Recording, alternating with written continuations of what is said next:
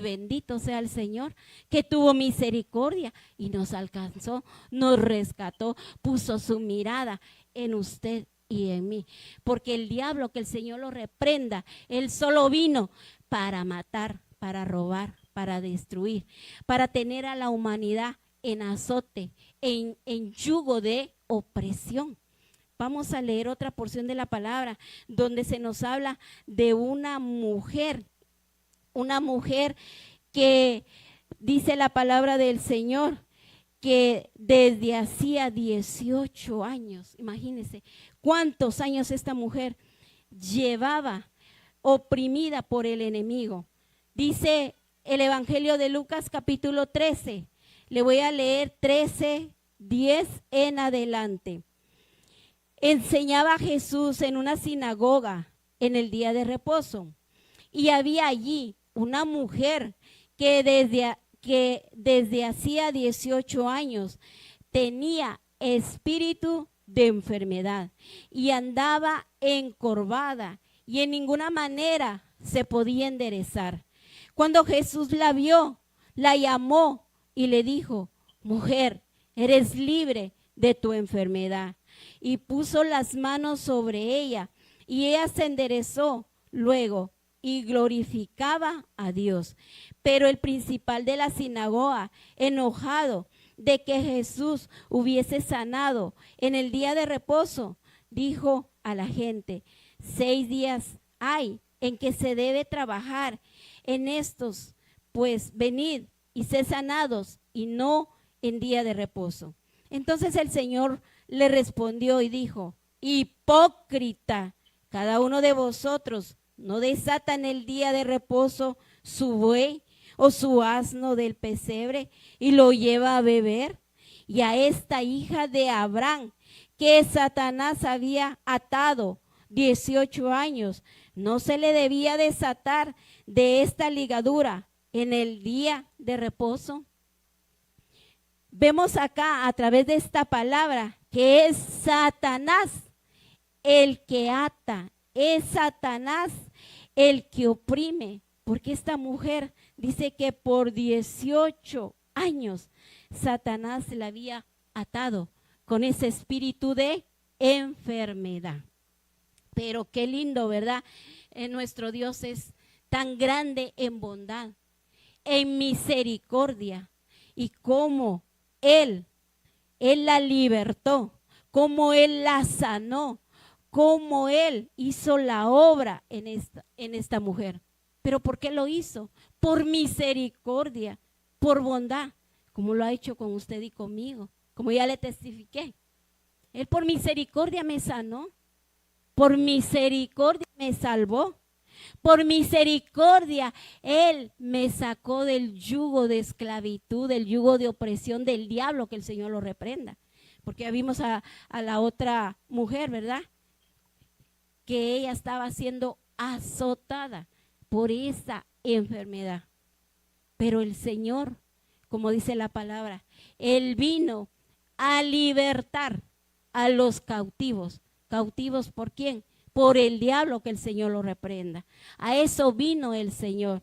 Y hoy usted, gracias a la misericordia, usted y yo, hoy somos libres para la gloria y la honra de nuestro Dios. ¿Cómo no servirle? ¿Cómo no servirle con gratitud? ¿Cuántos agradecidos hay aquí? Debemos de estar agradecidos y no olvidar, no olvidar los beneficios. Permítame, voy a tomar agua. No podemos olvidar los beneficios que hemos recibido de parte de nuestro Dios. Son grandes los beneficios que hemos recibido de parte del Señor. Son incontables los beneficios que hemos recibido de nuestro Dios y que vamos a seguir recibiendo si usted y yo nos mantenemos firmes, siendo agradecidas con Él. Vimos acá en el libro de Lucas, capítulo 8, cómo estas mujeres le servían al Señor. ¿Por qué? porque estas mujeres estaban agradecidas, porque el Señor las había sanado, porque el Señor las había libertado. El Señor ama a aquellas mujeres que están dispuestas a servirle al Señor con todo, no a medias. Él no quiere un servicio a medias. Por eso en Apocalipsis Él nos habla del tibio. O somos fríos o calientes, pero no a medias. Él quiere que le sirvamos con toda nuestra alma, con todo nuestro corazón, con ánimo voluntario. Hay recompensa en servirle al Señor por fe, porque por fe le servimos. Por fe, porque no le hemos visto, pero por fe hemos creído que somos salvas. Por fe hemos creído que un día estaremos en su presencia. Es solo la fe que el Señor ha depositado en nosotras que nos mueve. Porque como le comencé leyendo Hebreos, pero se lo voy a leer, a repetir otra vez. La fe demuestra la realidad de lo que esperamos. Es la evidencia de las cosas que no podemos ver. Esa es la fe que el Señor quiere. Él quiere una fe firme en usted y en mí. Él no quiere que usted y yo dudemos. El diablo, que el Señor lo reprenda, él trabaja mucho con la duda. Porque, por ejemplo, cuando le digo que el doctor me dijo que me iba a operar, pudo haber venido a mí la duda y decir, bueno, está bien, me voy a operar. Pero el Señor es tan lindo y vean cómo Él cuida de nosotros. Porque la hermana que me contó lo que le había pasado, ella no sabía que yo también tenía quistes, pero ella me lo contó y eso a mí me ayudó para tener esa fe como el granito de mostaza y que el Señor se glorificara en mí, que el Señor fuera el que hiciera esa operación. Entonces el Señor siempre en su infinita bondad y misericordia, Él nos va ayudando en esa fe. Así que si a usted le falta fe, tiene que orar. La fe dice que viene. ¿Por qué viene la fe? Por el oír la palabra de Dios. La fe no viene por estar escuchando alabanzas. La fe viene por el oír la palabra del Señor. Si usted y yo necesitamos fe en nuestra vida, usted y yo debemos llenarnos de la palabra del Señor. Por eso dice el libro de Colosenses que en nosotros debe de haber abundancia de palabra. ¿Y por qué debe de haber abundancia de palabra? Precisamente cuando venga la necesidad a nuestra vida, cuando venga la tribulación. ¿Por qué? Porque nuestro maestro dijo que en este mundo tendríamos aflicciones, pero que confiáramos en Él. Tenemos que confiar en Él ciegamente si queremos recibir un milagro de parte de Él. ¿Por qué? Porque Él es el Dios de lo imposible. Él no ha cambiado. Para el que cree, todo es posible. Solo necesita activar su fe, pedirle al Señor. La fe es un fruto del Espíritu Santo. Allá en Gálatas 5:22 dice que la fe es parte de los frutos. Es un fruto que usted y yo debemos cultivar. Pero, por ejemplo, cuando sembramos algo, tenemos que cuidarlo para que produzca, para que crezca. Lo mismo es la fe.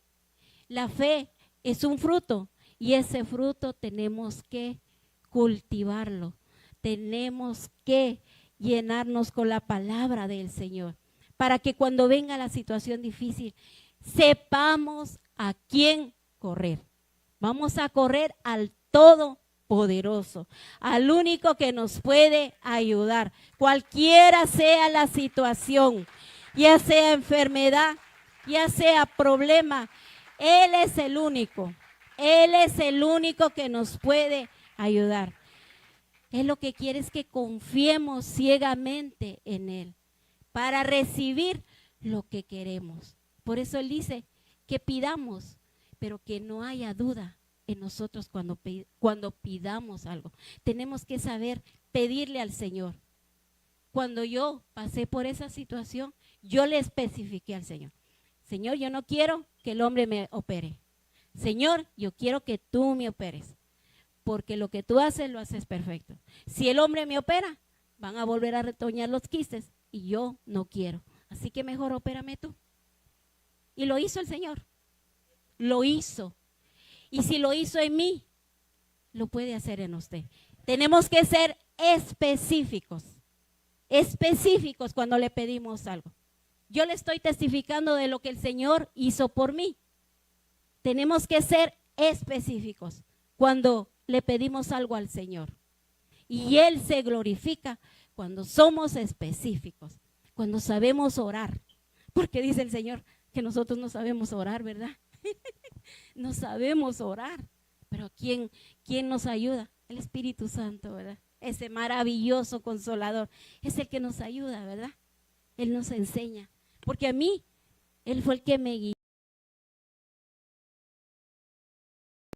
Cómo pedirle al Señor para que Él me operara, para que Él me sanara, para que Él se glorificara en mi vida. Es importante que usted y yo cultivemos nuestra fe. ¿Para qué necesitamos cultivar nuestra fe? Para que produzca fruto. Si no la cultivamos, no va a haber fruto. Necesitamos cultivar nuestra fe. También quiero que vayamos a otra porción de la palabra. Vamos a ir al Evangelio de...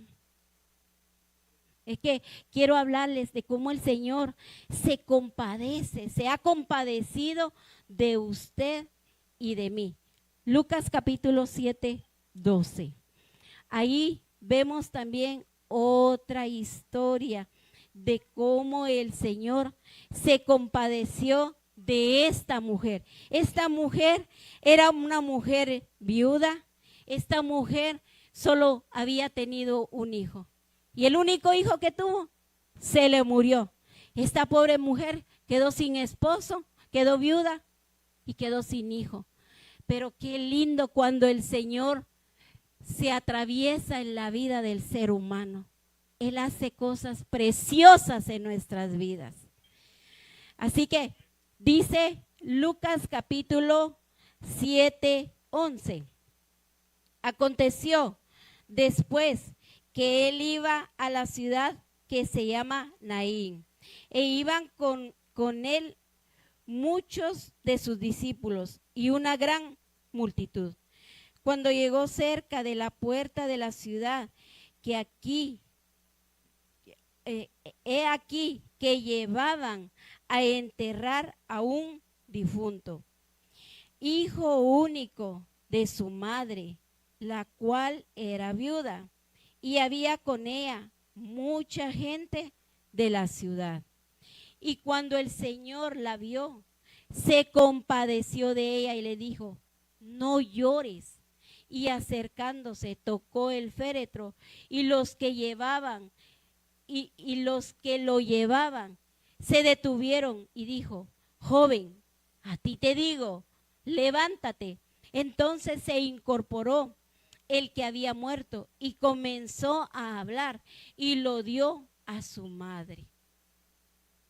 El Señor aún se sigue compadeciendo de la humanidad, pero lamentablemente muchos no lo quieren, muchos le dan la espalda, muchos no quieren recibir ese amor, esa compasión que el Maestro todavía tiene. ¿Por qué? Cuando el Maestro se cruzó, cuando nuestro Señor Jesucristo nos vio a usted y a mí, nos vio con compasión, se compadeció de usted y de mí, al menos de mí se compadeció. ¿Por qué? Porque yo vivía amargada, yo vivía triste, para mí no había esperanza, había un dolor grande en mi alma, había un vacío en mi corazón. Pero la compasión de mi Salvador vino a llenar mi vida con su presencia. El amor de Cristo vino a llenar mi corazón, mi alma, porque al final es el alma que necesita la presencia del Señor. Pero el hombre no quiere. El hombre es que de verdad somos, o más bien no somos porque ya salimos de ahí, ¿verdad?